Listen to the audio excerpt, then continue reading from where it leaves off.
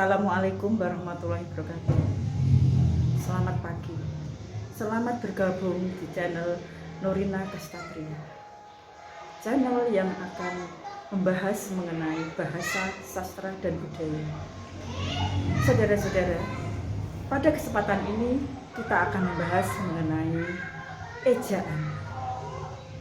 Mengapa kita membahas mengenai ejaan, saudara-saudara? Karena ejaan adalah pedoman dasar ketika saudara menyusun skripsi, tesis, disertasi, atau karya ilmiah yang lain seperti karya tulis, laporan, maka unsur ejaan menduduki fungsi yang sangat penting.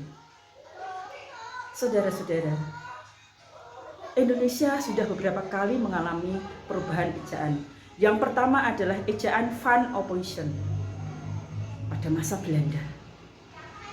Kemudian ejaan berikutnya adalah ejaan Suwandi dengan penulisan Sowewandi.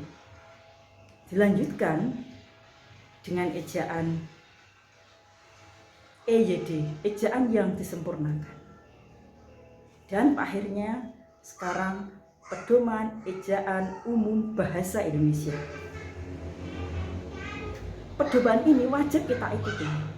Karena pada hakikatnya ejaan adalah kaidah. Jadi saudara-saudara, ejaan adalah kaidah-kaidah cara menggambarkan bunyi, baik berupa kata, kalimat, dan sebagainya dalam bentuk tulisan yang berupa huruf-huruf serta penggunaan tanda baca. Tanda baca apa saja, saudara? Banyak sekali. Tanda baca titik, tanda baca koma, tanda baca titik koma, tanda baca penghubung, dan tanda baca yang lain. Untuk itu saudara, silahkan bergabung di acara Norina Kastatria Channel. Kita akan bahas bersama. Selamat mengikuti. Saudara-saudara yang saya hormati, saya muliakan, juga saya banggakan.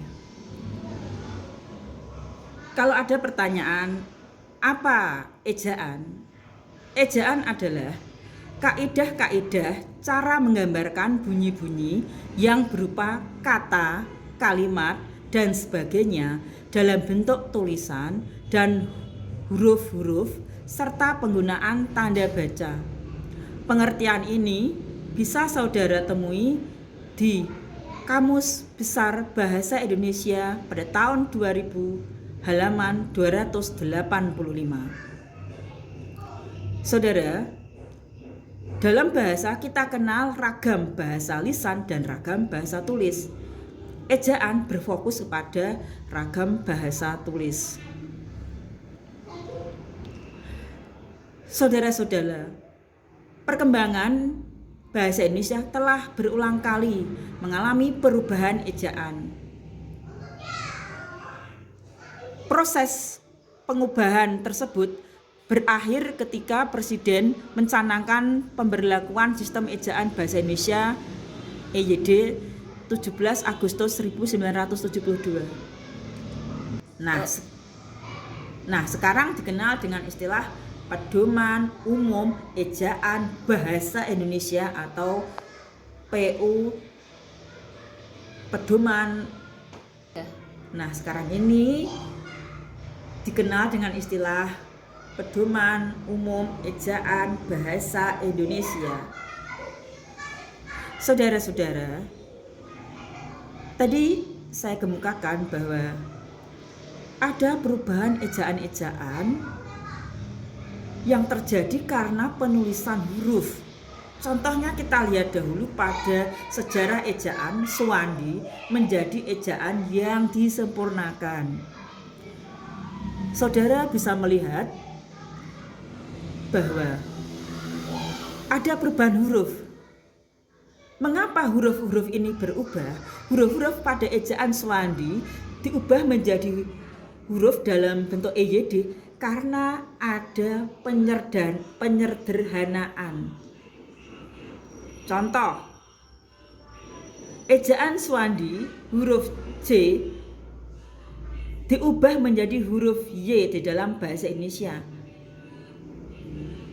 Kata-kata misalnya yakin, di dalam ejaan Swandi yakin Y ditulis J, tetapi di dalam ejaan bahasa Indonesia menjadi yakin, YAKIN.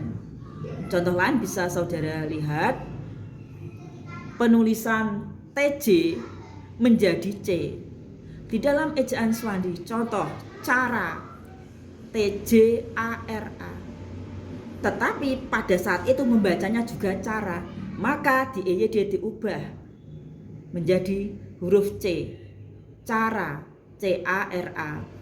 Contoh lagi huruf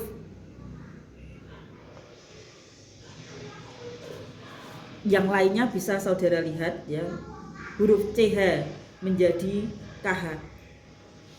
Khusus di dalam ejaan Swandi, kata khusus ditulis CHUSUS. Di dalam ejaan yang disempurnakan diubah menjadi KHUSUS. Perubahan yang lain misalnya DJ menjadi J, jarum, DJARUM menjadi JARUM, jarum. Kemudian contoh lagi huruf NJ menjadi NJ. Saudara bisa membuka, ada kata nyonya menjadi nyonya. Apa yang berbeda adalah tulisannya. Di ejaan Swandi nyonya ditulis NJO, saya ulangi ya, NJO NJA menjadi NJO NJA.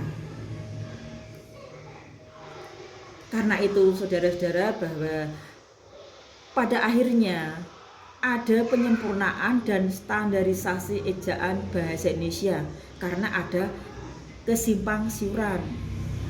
Kesimpang siuran itu antara lain: 1. Standarisasi ejaan merupakan landasan bagi standarisasi tata bahasa dan peristilahan. Yang kedua, sistem ejaan bahasa Indonesia merupakan sarana penapis pengaruh bahasa lain. Jadi unsur-unsur bahasa lain seperti kata live dan safe tetap dianggap sebagai unsur bahasa asing.